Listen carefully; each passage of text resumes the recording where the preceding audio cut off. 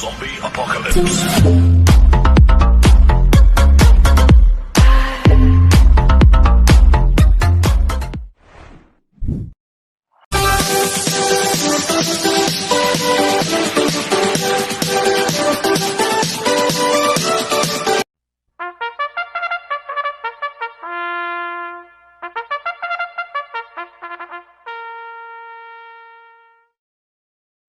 Magandang araw po mga bayang karerista. Ngayon po ay araw ng linggo, December 8, 2024, karera po ng Metro Turf, Malbar, Batangas. Meron po tayong 12 karera sa araw na ito. Nandito naman po yung lingkod, Drunken Master Wangbu aka Eluato Budoy para magbigay ng giya at analysis sa inyo mga bayang karerista. Mga bayang karerista, start po ng karera ay 1 p.m. At meron po tayong mga stakes race po dito, yung 11 Pasay, the Travel City Racing Festival. At 2024 Freedom Golden Anniversary Race. At yung pinaka main event po, yung 2024 Freedom PCSO Presidential Gold Cup. Maganda po yung lineup po natin ngayon. Anybody's race. At mga exciting race po, kaya abangan at panoorin po natin mga bayang karisa. Kaya bago po ako magsimula, magbigay ng giya at analysis, huwag pong kalimutan subscribe, like, and share YouTube channel ko po. At syempre, huwag din pong kalimutan i-click notification bell ko para updated po kayo sa mga bagong video ko. Kaya mag-start na po ako sa pagbibigay ng giya at analysis.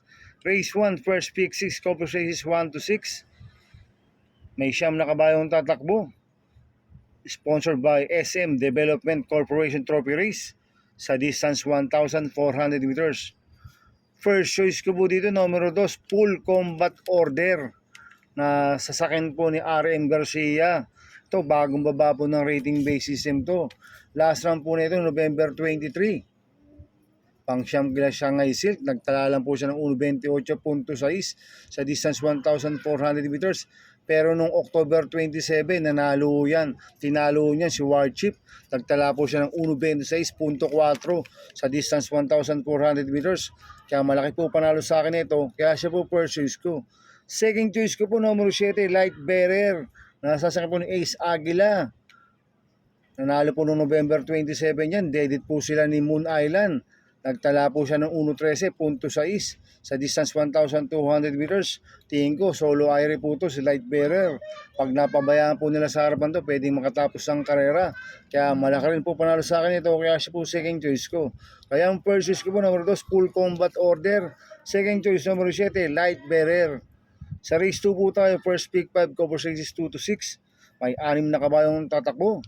Sponsored by Newport World Resorts Trophy Race sa distance 1,400 meters. Itong race 2 na to, anybody's race po to mga bayang karisa. Tingin ko, lahat to may panalo. Pero ang first choice ko po dito, numero 5, Queen Margot. Nasasabi po ni JB Guerra. Nanalo po last niya noong December 1. Nagtala po siya ng 1.30.6 sa distance 1,400 meters. Ang tinalo niya si Chengs Adhenap. Tingin ko, mag-uumento pa po ito si Queen Margot. Kaya malaki po panalo sa akin ito. Kaya siya po first choice ko. Second choice ko po, numero 2, Princess Serena. Nasasakyan po ni Charles Reyes. Itong si Princess Serena, siya po yung mayroong BSM dito na 1.29.8 sa distance 1,400 meters. Last round po nito, November 23, pampito lang po kila Mount Amanduing. Nagtala po siya ng 1.32 media sa distance 1,400 meters. Tingin ko, siya po magdadala ng unahan dito, si Princess Serena. Pag nakaalago to, pwedeng makatapos ng karera. Kaya sa akin, malaki rin po panalo sa akin ito. Kaya siya po second choice ko. Kaya ang first choice ko po, numero 5, Queen Margot. Second choice, numero 2, Princess Serena. Sa race 3 po tayo, first winner, table cover races 3 to 9. May 7 kabayong tatakbo. Ito po yung 2024 Freedom Golden Anniversary Race sa distance 1,600 meters. First choice ko po dito, Copulente numero 4, Shanghai Silk. Nasasakyan Jerome Storke. 4A, Modern Kong, nasasakyan ni AR Villegas. Last round po ni Shanghai Silk, nanalo po ito noong November 23. Nagtala po siya ng 1.26 sa distance 1,400 meters. Ito naman si Modern Kong, last round po nito, November 24. Tarsero po ito kila Open Billing. Nagtala po siya ng 2.12 sa 2,000 meters. Kaya itong Populente numero 4 na ito, parehas pong malaki panalo na ito. Kaya sila po first choice ko. Second choice ko po, Copulente number 3, Enigma 1, nasasakyan John Alvin Guse. 3A, Latrope, nasasakyan po John Paul Guse. Last run po ni Enigma 1 noong November 24, nagtala po siya ng 220 sa 2,000 meters. Tila open billing rin po tumakbo. At nag-barrel trial po si La Tropez noong November 2, nagtala po ng 1:12.8 sa distance 1,200 meters. At umulit po ng barrel trial po yan noong November 9. Nagtala po siya ng 1:43 medya sa milya si La Tropez. Kaya itong Copalente numero 3 ito, parehas po may panalo, kaya sila po second choice ko. Kaya ang first choice ko po, Copalente numero 4, Shanghai Silk. 4A, Modern Kong. Second choice, Copalente numero 3, Enigma 1, 3A, La Tropez. Sa race 4 po tayo, second pick is Cover Series 4 to 9.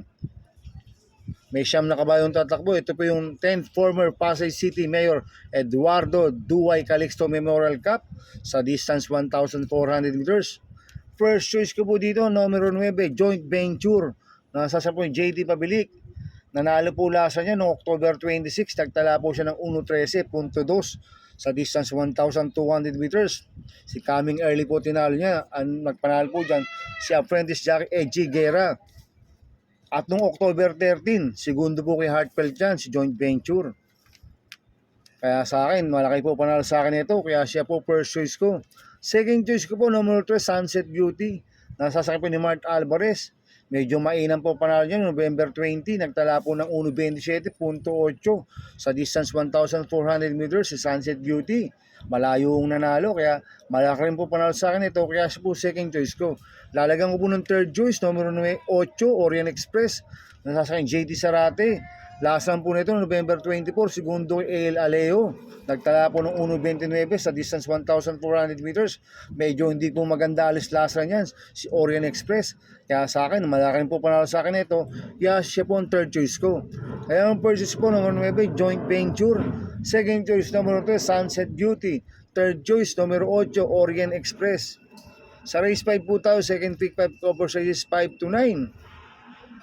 May 13 kabayong tatakbo. Ito po yung 2024 Freedom PCSO Presidential Gold Cup sa distansyang 2,000 meters.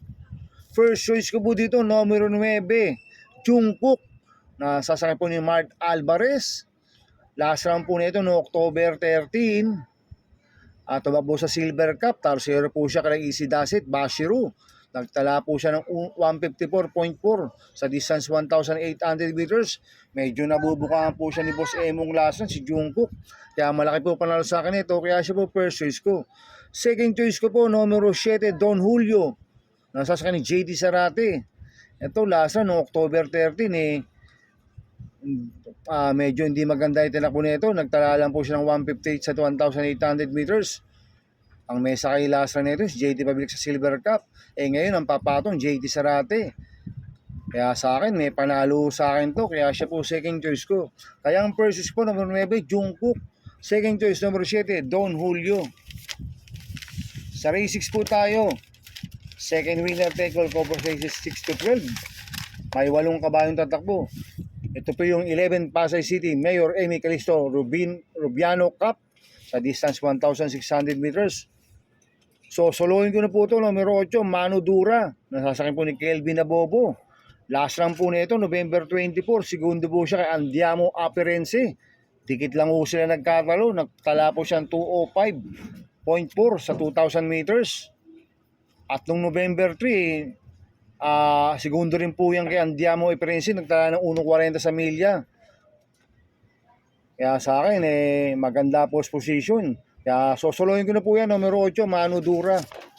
Sa race 7 po tayo, third pick 6, Cover Series 7 to 12. May siyam na kabayo. Natatakbo. Ito po yung PCSO Trophy Race sa distance 1,400 meters. First choice ko po dito yung galing sa panalo numero 4, Lemon Bell. Nasasakay po yung JD Hugo. Siya po yung merong best time dito na 1:26.4 sa distance 1,400 meters. Nanalo po nung November 23 yan, si Lemon Bell. Tingin ko mag-uumento pa po ito, kaya malaki po panalo sa akin ito. Kaya siya po first choice ko. Second choice ko po, numero 8, Kaboom. Nasasakay ni Pabs Caballeo. Last run po nito, November 24. Tarsero ko lang bantay sarado. Nagtala lang po siya ng 1:28.8 sa distance 1,400 meters. Ito, maganda post position ngayon ni Kaboom, nasa labas.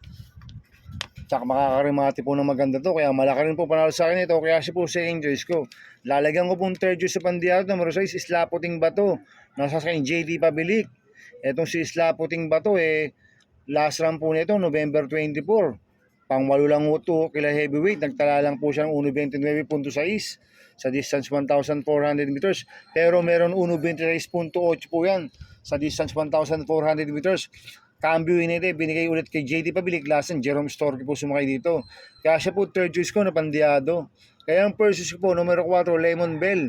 Second choice, numero 8, Kaboom. Third choice sa pandiyado, numero 6, Isla Puting Bato. Sa race 8 po tayo, third pick 5, Copper races 8 to 12. May 6 na kabayong tatakbo. Ito po yung 11 Pasay City Representative Tony Calixto Cup sa distance 1,600 meters. So, solohin ko na po ito. Yung kaupulente numero 4 to, King James. Nasasakayang JB Bakaykay. 4A, Worshipful Master. Nasasakayang Lester Jesus. Last run po ni King James yung November 24. Segundo po siya kay Bill Jordan. Inabot lang po siya. At si Worshipful Master naman, nanalo po noong November 17 yan. Nagtala po siya ng 154.2 sa distance 1,800 meters. Ang tinalo niya, Bayabel at Batang Manda. Kaya susuluhin ko na po yan, numero 4. King James 4A, Worshipful Master. Sa race time po tayo, Pick 4, Cobra races 9 to 12. May 10 kabayong tatakbo. Ito po yung Double Dragon Properties Trophy Race sa distance 1,400 meters. Excuse me po.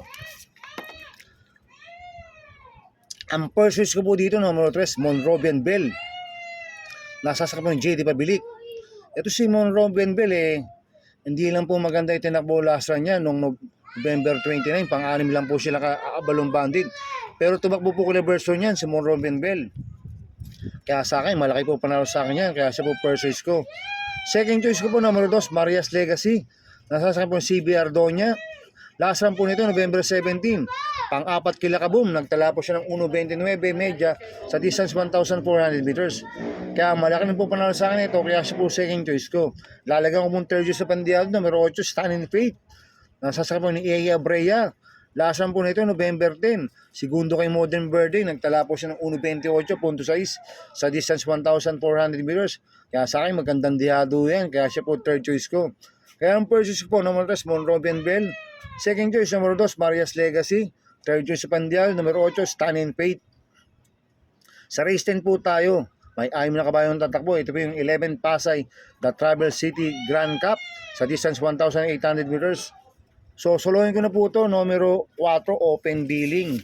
Na sasakyan po ni Pati Dilema. Medyo maganda panalo po last run yan. Nagtala po siya ng 210 sa 2,000 meters. 2,000 meters. Ang tinalo niya sila Open Billing. Si Modern Kong. Kaya susuluhin ko na po yan. Numero 4, Open Billing. Sa race 11 po tayo sa penultimate race. May 10 kabayong tatakbo. Ito po yung Pasay Racing Fest Sponsor Trophy Race sa distance 1,400 meters. First choice ko po dito, numero 1, Captain Det. Nasasakyan JB Bakaykay. Ito siya po yung mayroong best time dito na 1.26.8 sa Captain Det sa distance 1,400 meters. Kaya malaki po panalo sa akin ito. Kaya siya po first choice ko.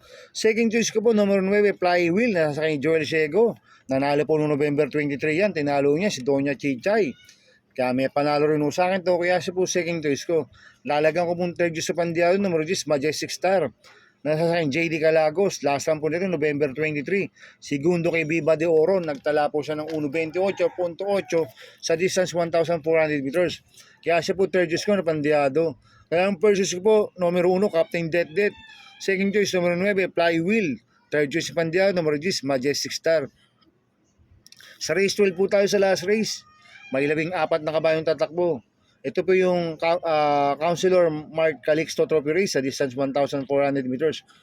First choice ko po dito yung nagbabalik na numero 5, Ivan, na sasakyan po ni Noel Lunar. Ito, nag-barrel trial po siya November 29.